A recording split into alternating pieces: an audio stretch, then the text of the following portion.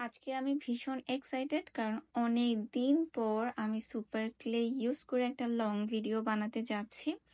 আমার কাছে এই আয়নাটা ছিল, ভাবলাম এইটাকে সুপার ক্লে দিয়ে একটা ইউনিক লুক দেওয়া যাক।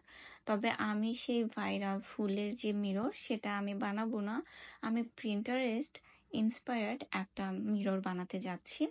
প্রথমেই আমি আয়নাটার মাপের থেকে একটু বড় করে একটা কার্ডবোর্ড কেটে রেখেছিলাম আগে থেকে। তারপর ওই আয়নার যে মাপের অংশটুকু ওইটার মাঝখানে আমি আঠা দিয়ে আয়নাটাকে ভালোভাবে সেট করে দেব।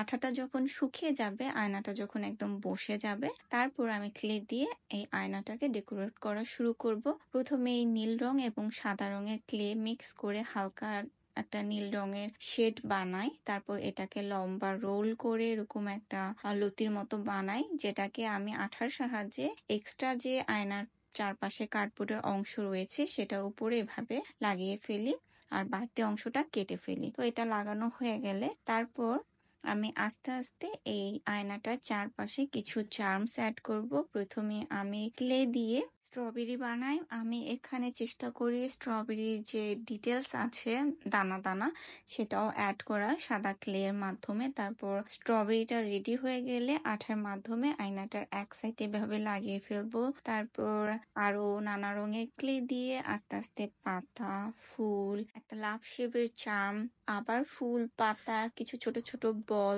পিঙ্ক কালারের ক্লে দিয়ে অ্যাড করে আমার এই আয়নাটা কমপ্লিট করব। ব্যাস হয়ে গেল আমার ইন্টারেস্ট ইন্সপায়ার্ড ডিআইওয়াই মিরর। আর এটার ফাইনাল লুক তোমাদের কাছে কেমন লেগেছে অবশ্যই আমাকে কমেন্টে জানাতে ভুলবে না। ভিডিও ভালো লেগে থাকলে একটা লাইক করে দিবে। এমন আরো সব ইজি ক্রাফটের ভিডিও দেখতে চাইলে চ্যানেলটা সাবস্ক্রাইব করে সাথেই থাকবে।